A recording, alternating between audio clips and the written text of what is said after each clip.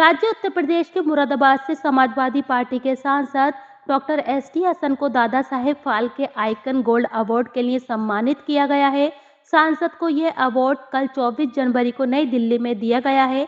दादा साहेब फाल्के संस्थान ने सांसद डॉक्टर एस.टी. हसन को best icon MP Uttar Pradesh के रूप में सम्मानित किया है।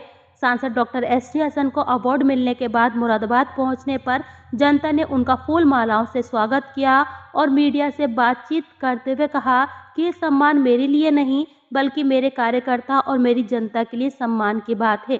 यह अवार्ड अब तक फिल्मी दुनिया में अभिनेता और अभिनेत्री को दिया जाता था, लेकिन इस बार यह अवार्ड दादा साहेब फाल्के संस्थान द्वारा यह अवार्ड चुनिंदा राजनीतिक लोगों को पहली बार दिया गया है। उत्तर प्रदेश से मुझे इस अवार्ड के लिए सम्मानित किया गया। मैं दादा साहेब फाल्के संस्थान का शुक्रगुजार हूँ। आपको बता दें कि दादा साहेब फाल्के पुरस्कार भारत सरकार की ओर से दिए जाने वाला एक वार्षिक पुरस्कार है, जो किसी व्यक्ति विशेष को भारतीय सिनेमा में उसके आजीवन योगदान के लिए दिया जाता है।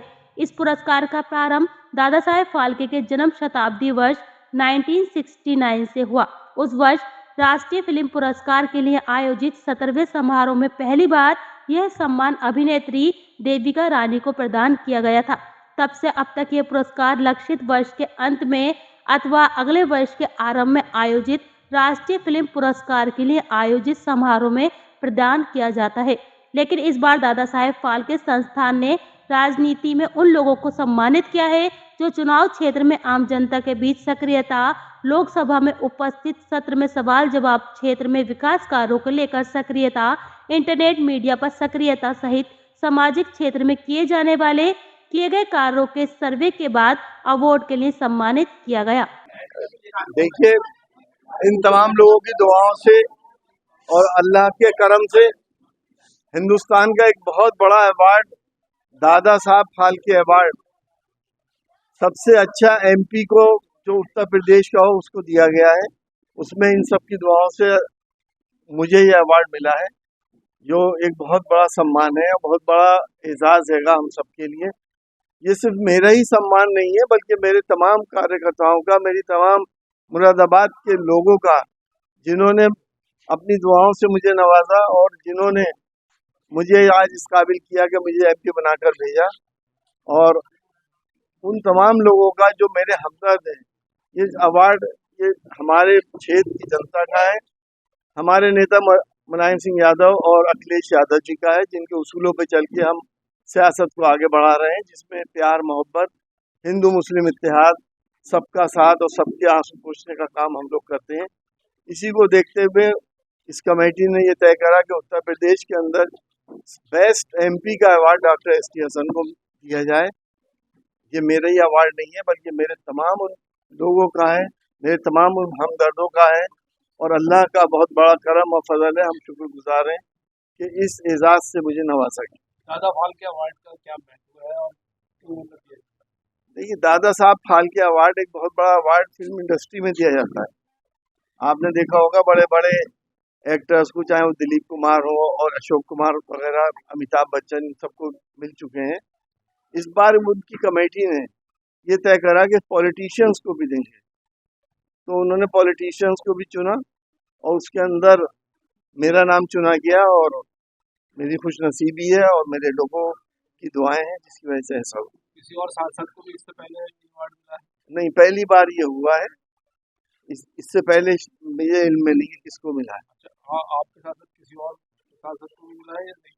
आप कुछ पौंडीचेरी के एक साहब थे, मेघालय के थे, इन लोगों को भी अवार्ड से नवाजा गया। क्या कहना चाहेंगे नौजवानों के लिए और आजकल की राजनीति? देखिए, मैंने वहाँ पे भी इस बात को कहा दिल्ली के अंदर कि इस वक्त देश जिन हालात से गुजर रहा है, जिसमें सांप्रदायिक सौहार्द को बहुत बड़ा खतरा है, हमें और हमारे नौजवानों को अपना प्यार, मोहब्बत, गंगा जमनी तहजीब को टूटने नहीं देना।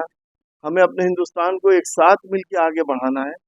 यहाँ पे हिंदू, मुसलमान, सिख, ईसाई सभी लोग रहते हैं और मैं बताते खुद अल्लाह, ईश्वर, वाहेगुरु और गॉड में कोई फर्क नहीं समझता। पैदा करने वाला सबका एक है, सबका मालिक एक है, सबका पालनहार एक है।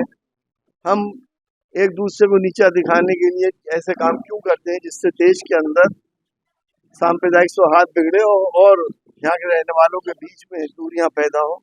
मेरी सभी नौजवानों से ये अपील है कि आगे आने वाले हिंदुस्तान को प्यार मोहब्बत से आगे बढ़ाएं, तभी ये हिंदुस्तान एक महाशक्ति बन सकता है और किसी के आगे अपने घुटने नहीं टेके। लेकिन इसके बावजूद भी हमने देखा भी आप उम्रा करके आए थे, तो आप एक विनय कुमार हैं जो जनता सेवक समाज के वो हैं, तो वो आपका बाकायदा उम्र उसमें स्वागत करने आए थे, उम्र मुबारकबाद देने आए थे। देखिए, मुझे हिंदू भाइयों का भी प्यार मिलता है, उनकी दुआएं मिलती हैं, मुसलमान भाइयों की मिलती हैं, सिख भाइयों की मिलती हैं, ईसाइयों की मिलती हैं।